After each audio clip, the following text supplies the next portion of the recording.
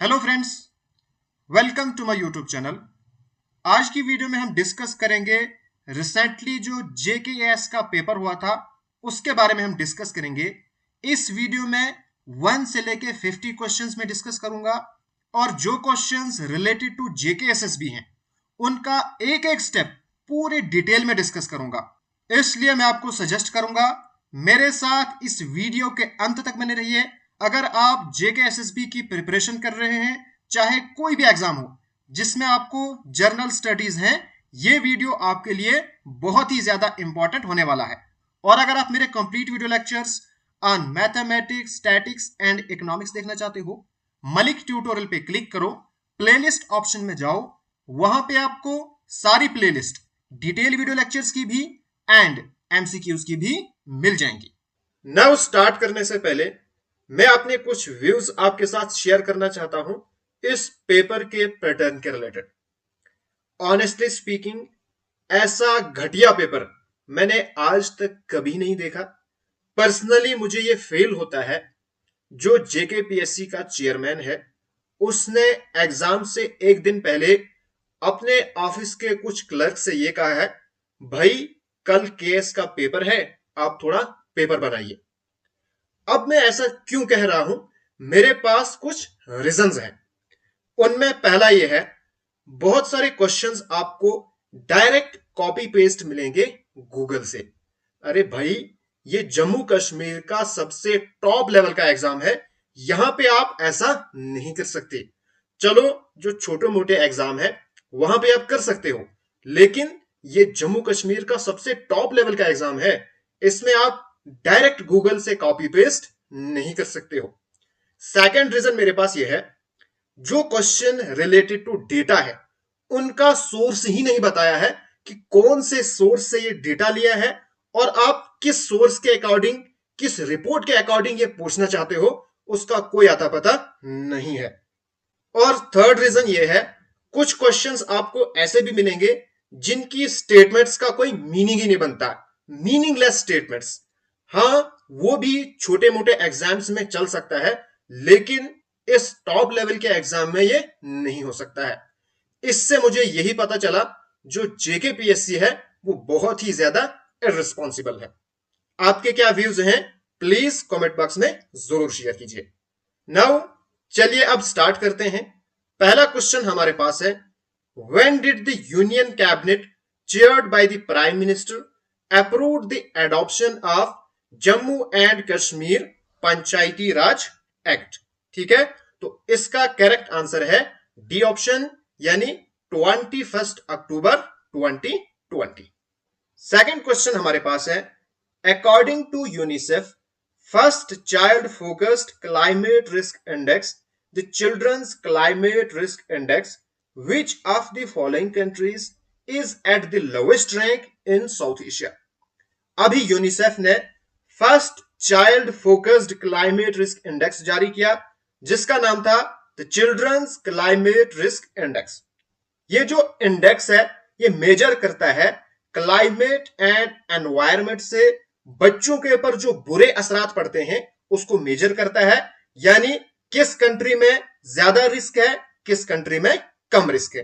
ठीक है, नाउ अब क्वेश्चन क्या पूछ रहा है, विच of the following countries is at the lowest rank in south Asia?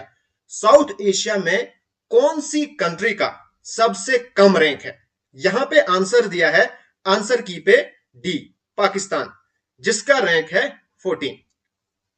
अब मैं आपसे आंसर पूछना चाहता हूं, आप मुझे बताओ जिसका सबसे हाईएस्ट रैंक होता है उसका रैंक क्या होता है? तो सब यही आंसर कहेंगे, उसका रैंक होता है 1, यानी 1 को हम फर्स्ट रैंक कहते हैं, हाईएस्ट रैंक कहते हैं, इसको हम लोएस्ट रैंक नहीं कहते हैं। इसी तरह से यहां पे भी हमारे पास जो पाकिस्तान है इसका हाई रैंक है, यहां पे ये क्वेश्चन ही नहीं बनता है, ये स्टेटमेंट नहीं बनती है। यहां पे क्वेश्चन ऐसे पूछना चाहिए था, कौन सी साउथ एशियन कंट्री में ज्यादा रिस्क है, या आप ये पूछ सकते हो कौन सी साउथ एशियन कंट्री में कम रिस्क है, फिर हम यहां पे आराम से आंसर बता सकते हैं। सबसे ज्यादा हाई रिस्क जो है वो पाकिस्तान में है और सबसे कम रिस्क इनमें से श्रीलंका में है जिसका 61 रैंक है, और यहाँ पे भूटान जो है 111 पे है। बट यहाँ पे इन्होंने पूछा है लोएस्ट रैंक और यहाँ पे 14। मुझे लगता है कि जेकेपीएससी को ये पता नहीं है कि 1 जिसका रैंक होता है उसका सबसे हाईएस्ट रैंक होता है। जो 1 के जितने नियर होते हैं उनका रैंक हाई होता है, 1 से जितना आप दूर जाओगे उसका रैंक उतना कम माना जाता है। इसके बारे में आपके क्या व्यूज हैं, प्लीज कमेंट करके आप जरूर शेयर कीजिए। नेक्स्ट हमारे पास क्वेश्चन है, under the bench of which of the following जजेस the Supreme Court of India upheld media's freedom to report court hearing in the case of election commission of India mister Vijay Bhaskar. Now कुछ time पहले क्या हुआ था, election commission of India ने एक plea supreme court में दाखिल की थी जिसमें उन्होंने कहा था कि जो मीडिया है वो रिपोर्ट नहीं करनी चाहिए जो भी hearing related to election commission हो। अगर इलेक्शन कमीशन की कोई हियरिंग है सुप्रीम कोर्ट में तो उसको जो मीडिया वो रिपोर्ट नहीं करनी चाहिए। ठीक है, इस पे जो है सुप्रीम कोर्ट ने इस प्ले को रिजेक्ट किया और इस बेंच के जो जजेस थे वो थे justice DY Chandrachud and mister Shah. इन्होंने इस प्ली को रिजेक्ट किया on the basis of article 19 which guarantees freedom of speech and expression. So इसका जो करेक्ट आंसर है वो है डी ऑप्शन। नेक्स्ट हमारे पास क्वेश्चन है, how many Indian students will be sponsored each year under the quad fellowship to pursue masters and doctoral degrees at leading STEM graduate universities in the United States. सबसे पहले हम quad के बारे में जानेंगे। क्वाड की full form है quadrilateral security dialogue और इसमें 4 मेंबर्स हैं, जैसे कि क्वाड्रिलेटरल यहीं से आपको पता चलेगा, India, Australia, United states and Japan. Recently 24 सितंबर को क्वाड की फर्स्ट इन पर्सन मीटिंग हुई और इसको होस्ट किया था यूएस के प्रेसिडेंट जो बाइडेन ने, कहां पे, व्हाइट हाउस में। और इस मीटिंग में सभी ने पार्टिसिपेट किया जो कि इन कंट्रीज के हेड हैं। और इसी मीटिंग में जो बाइडेन ने क्वाड फेलोशिप की अनाउंसमेंट की जिसमें 100 स्टूडेंट्स को स्पॉन्सर किया जाएगा, 25 students from each quad country, हर एक कंट्री से 25 स्टूडेंट्स, यानी कि इंडिया से भी कितने स्टूडेंट्स जाएंगे, 25 students. So D option is the correct answer. Next question है, what is the theme of world brain day 2021। Now world brain day को सेलिब्रेट किया जाता है in order to raise the awareness about brain health. Brain health के बारे में awareness को raise किया जाता है। इस साल 22 जुलाई को वर्ल्ड ब्रेन डे को सेलिब्रेट किया गया और इसके जो लीडिंग कैंपेनर थे वो थे world federation of neurology and MS international federation. और वर्ल्ड ब्रेन डे का जो थीम था इस साल का वो था स्टॉप मल्टीपल स्क्लेरोसिस। और ये जो स्क्लेरोसिस है ये एक न्यूरोलॉजिकल डिजीज है। ओके, सो इसका जो करेक्ट ऑप्शन है वो है सी ऑप्शन। नेक्स्ट हमारे पास क्वेश्चन है, what is the SCAD portal by the government of India for. SCAD portal क्या है? इसकी फुल फॉर्म है senior able citizen for reemployment in dignity. ये इसकी फुल फॉर्म है और इसको लॉन्च किया गया था 1 अक्टूबर, जिस दिन international day of older person observe किया जाता है। और ये जो पोर्टल है ये रिलेटेड है to provide jobs to senior citizen और उनकी एज क्या होनी चाहिए, अबव 60 इयर्स। ठीक है, तो ये इसका करेक्ट आंसर है, यानी कि C option is the correct answer. उसके बाद नेक्स्ट क्वेश्चन हमारे पास है, who has coined the term BRICS as association of 5 emerging national economies. सबसे पहले अगर हम बात करें, ब्रिक्स जो है 5 नेशन की एक ऑर्गेनाइजेशन है जिसमें Brazil, Russia, India, China and south Africa है। ये जो साउथ अफ्रीका है ये ऐड किया गया था 2010 में। ठीक है, और ये जो टर्म है इसको कॉइन किया गया था जिम ओ नील ने 2001 में। उस टाइम पे साउथ अफ्रीका नहीं था और ये जो वर्ड था ये था ब्रिक, BRIC। ठीक है, तो इसका जो करेक्ट ऑप्शन है वो है सी ऑप्शन। नेक्स्ट हमारे पास क्वेश्चन है, the Indian metrological department has a regional metrological centres in which of the following place. Now जो इंडियन मेट्रोलॉजिकल डिपार्टमेंट है इसको एस्टेब्लिश किया गया था 1875 और इसका हेडक्वार्टर कहां पे था, कलकत्ता में था। ओके, उसके बाद इसको शिफ्ट किया गया 1905 में शिमला, फिर पुणे, उसके बाद 1944 ये दिल्ली में शिफ्ट हुआ और एट प्रेजेंट भी हेडक्वार्टर कहां पे है, दिल्ली में।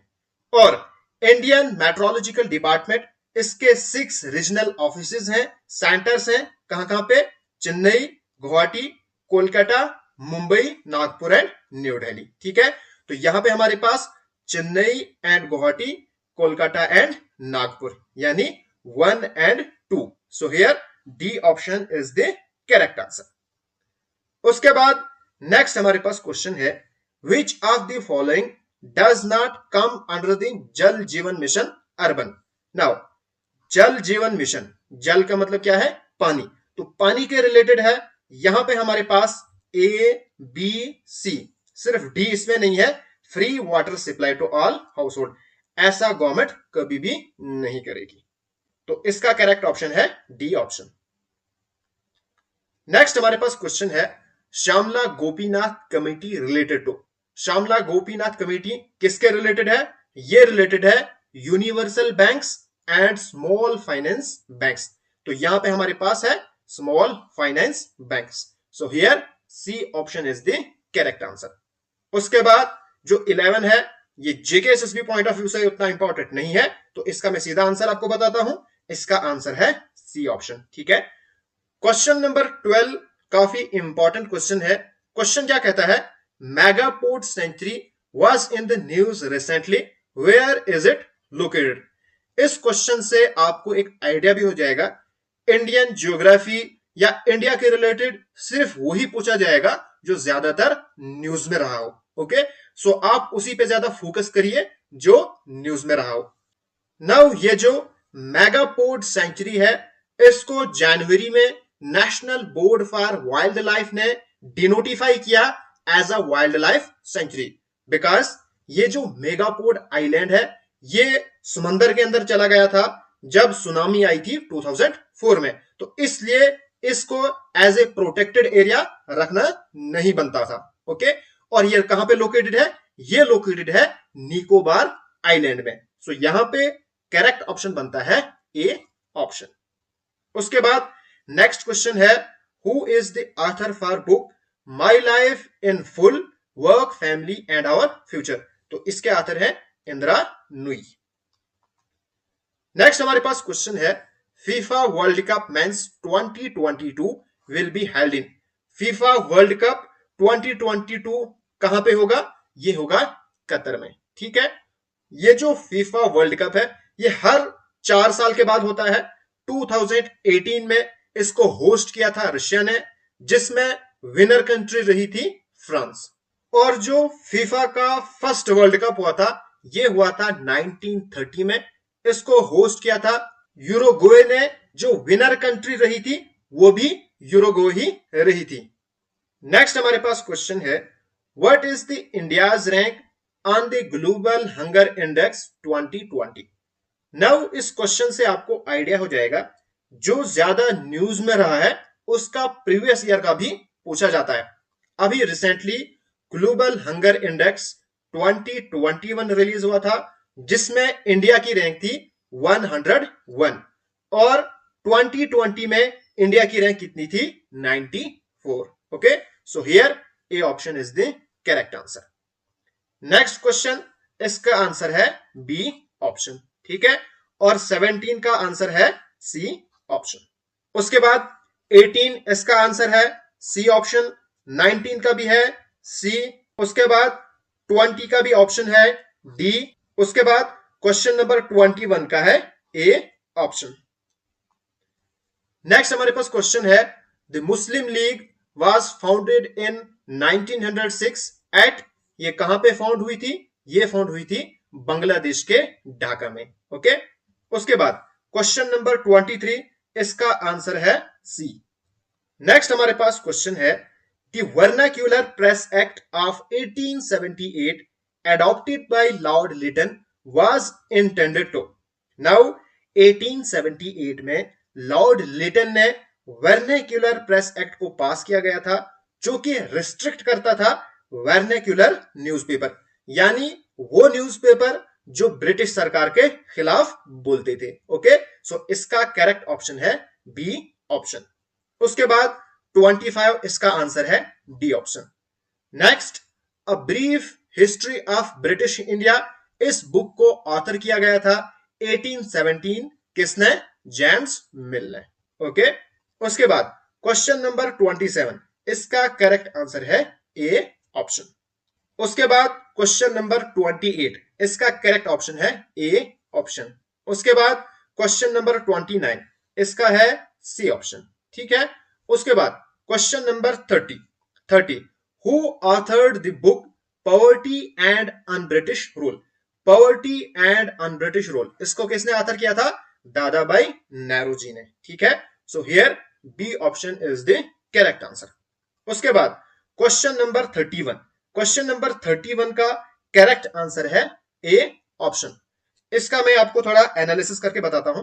क्वेश्चन नंबर 31, यहां पे पूछा गया है हमारे पास सेंट्रल अमेरिकन कंट्रीज और उनकी कैपिटल।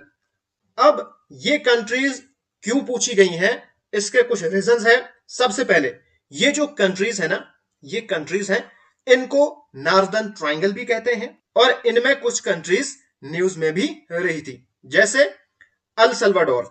ये जो अल सल्वाडोर है, जिसकी कैपिटल सल सल्वाडोर है, यानी 4। ये जो है फर्स्ट कंट्री बनी वर्ल्ड में जिसने बिटकॉइन को as a legal tender accept किया, यानी वो इस कंट्री की लीगल मनी बन गई। उसके बाद निकारागुआ, जिसकी कैपिटल मनागु है, ये अभी 87th कंट्री बनी जिसने international solar alliance framework agreement को साइन किया गया। इसीलिए ये कुछ कंट्रीज है, ये पूछी गई हैं। इसका मैंने यहां पे डिटेल आपको बताया है, कौन सी कंट्री कहां पे है, आप इसको आराम से देख सकते हैं। नेक्स्ट हमारे पास क्वेश्चन है, question number 32, consider the following statements. जो पहली स्टेटमेंट है ये गलत है।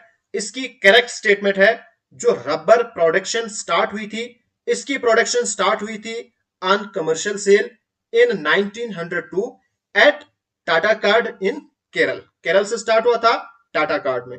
ठीक है, उसके बाद जो सेकंड स्टेटमेंट है ये भी गलत है, हेंस इसका जो करेक्ट ऑप्शन है वो है डी ऑप्शन। उसके बाद क्वेश्चन नंबर 33, क्वेश्चन नंबर 33 का जो करेक्ट आंसर है वो है सी ऑप्शन। उसके बाद हम आते हैं क्वेश्चन नंबर 34 पे।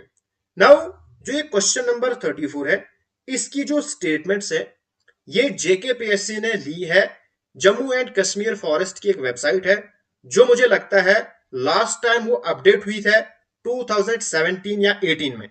उसके बाद उसको किसी ने हाथ नहीं लगाया, वहां से लिया है। अब पता नहीं ये सच भी है या झूठ भी है, लेकिन इसकी जो थर्ड स्टेटमेंट है ये बिल्कुल गलत है।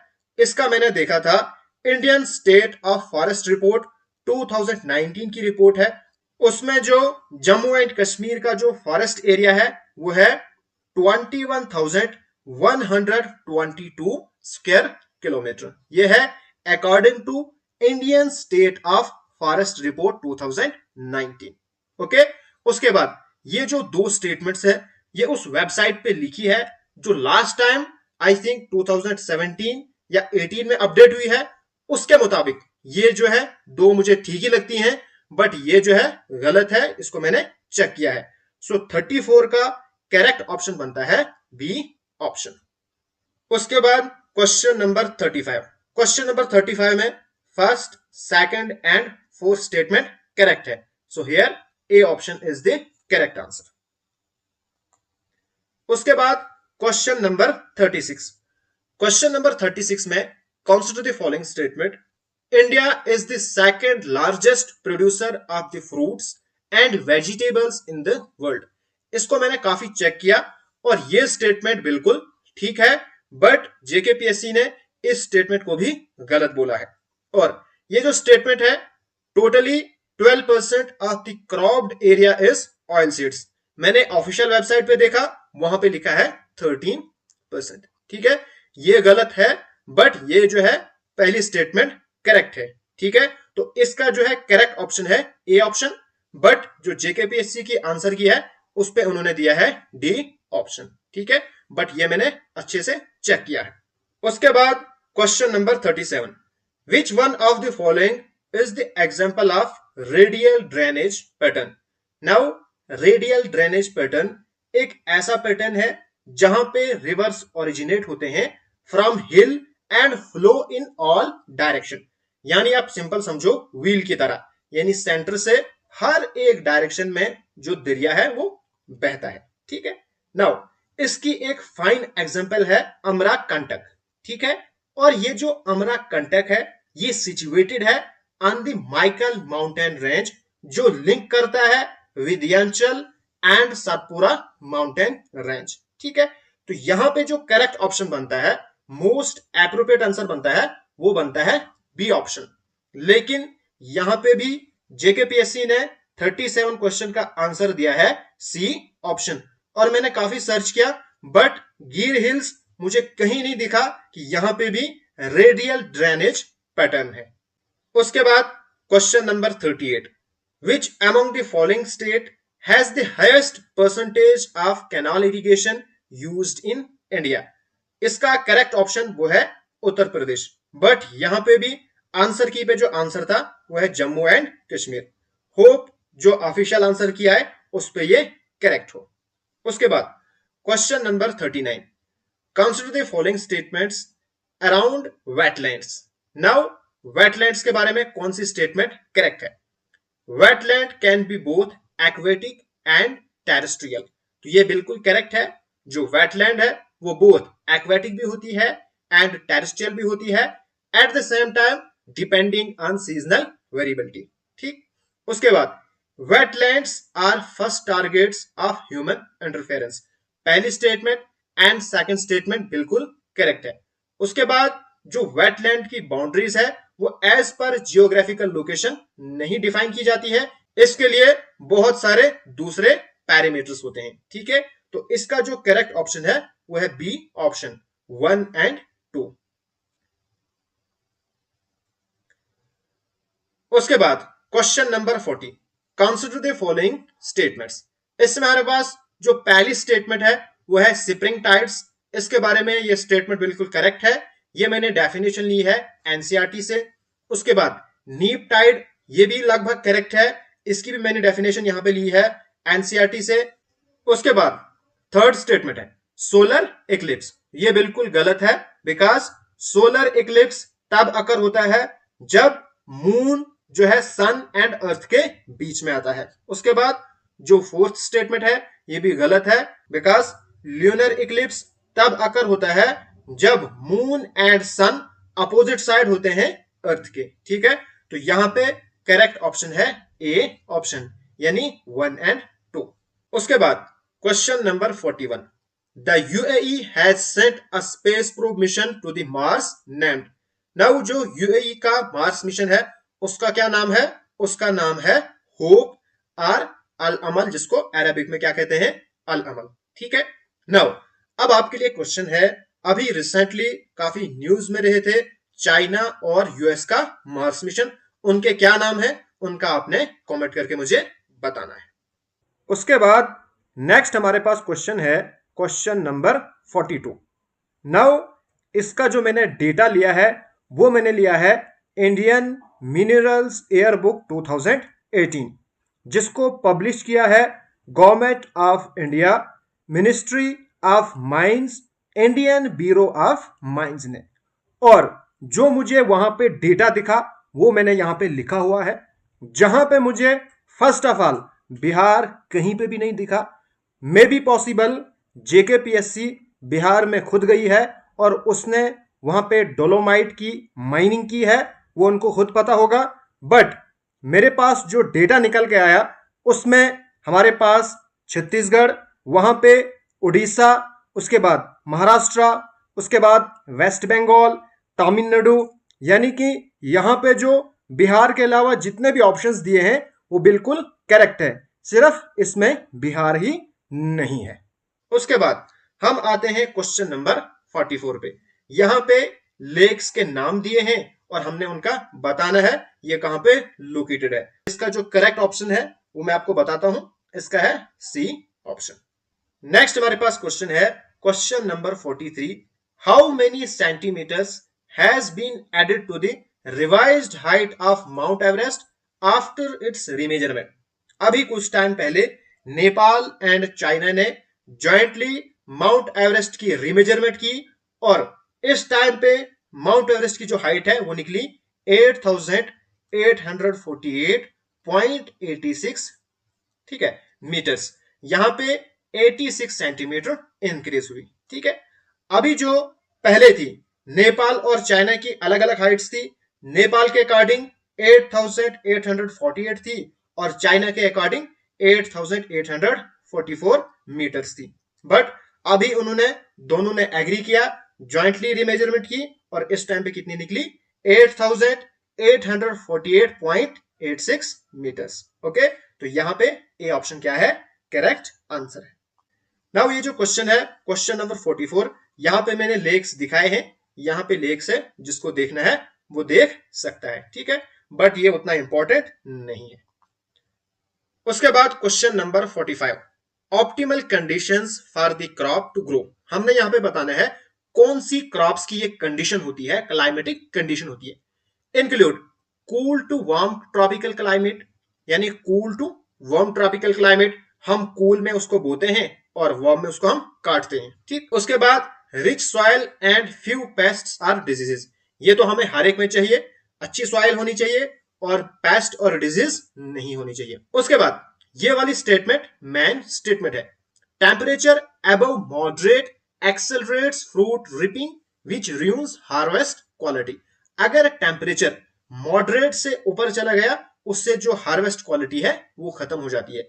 यहां पे इन दोनों के लगभग जो है सेम क्वालिटीज मिलती हैं, बिकॉज जो कॉफी है उनको भी शेड्स में उगाया जाता है, डायरेक्ट जो सन की स्ट्रोक्स है, रेज हैं, उनसे वो खराब हो जाते हैं। बट यहां पे आंसर की में जो करेक्ट ऑप्शन है वो है ए ऑप्शन। ओके, उसके बाद क्वेश्चन नंबर 46, इसका जो है करेक्ट आंसर है वो है बी ऑप्शन, यानी 1, 2 एंड 3 स्टेटमेंट, यानी कि सारी स्टेटमेंट्स करेक्ट हैं। उसके बाद question number 47, who headed the state committee for negotiating with states under the constituent assembly in the making of Indian constitution. कौन था स्टेट कमेटी का हेड जो कि स्टेट्स, जो प्रिंसली स्टेट्स थी, उनके साथ नेगोशिएशन करता था जब इंडियन कॉन्स्टिट्यूशन को फ्रेम किया जा रहा था। तो इसका जो है करेक्ट ऑप्शन है वो है जवाहरलाल नेहरू। उसके बाद हमारे पास नेक्स्ट क्वेश्चन है क्वेश्चन नंबर 48, इसकी सारी स्टेटमेंट्स करेक्ट है, सिर्फ पहली स्टेटमेंट करेक्ट नहीं है, यहां पे है अमेरिका, ठीक है। तो इसका जो है करेक्ट ऑप्शन है वो है सी ऑप्शन। उसके बाद question number 49, schedule tribe and other traditional forest developer act 2006। तो इसकी जो है करेक्ट स्टेटमेंट है, it recognises the community rights as grazing and fishing, ठीक है। यानी कि हमारे पास सी ऑप्शन क्या है, करेक्ट आंसर है। उसके बाद क्वेश्चन नंबर 50, इसमें हमारे पास article 243H of Indian constitution, ये रिलेटेड है पंचायती राज, और इसमें हमारे पास जो थर्ड स्टेटमेंट है यहां पे consolidated fund of the centre, ये नहीं है, बल्कि इसकी जगह क्या है, स्टेट है, ठीक है। बस ये वाली स्टेटमेंट गलत है, बाकी दो स्टेटमेंट क्या है, करेक्ट स्टेटमेंट है। So here A option is the correct answer. आज की वीडियो में हम इतना ही डिस्कस करेंगे। अगर आपको ये वीडियो पसंद आई और आप चाहते हो 50 से 100 तक भी मैं क्वेश्चन सॉल्व करूं, आप मुझे कमेंट करके जरूर बताइए, तभी मैं उनको सॉल्व करूंगा। और अगर आपको ये वीडियो पसंद आए तो प्लीज मेरे चैनल को सब्सक्राइब कीजिए और इस वीडियो को अपने फ्रेंड्स एंड क्लासमेट के साथ जरूर शेयर कीजिएगा। Thanks for watching.